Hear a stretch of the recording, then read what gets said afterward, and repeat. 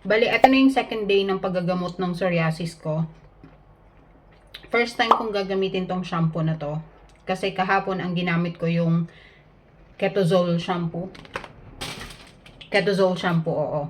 Tapos ngayon, etong shampoo and conditioner naman ang gagamitin ko. Tapos after, maglalagay ako nitong scalp moisturizer. So, we'll see.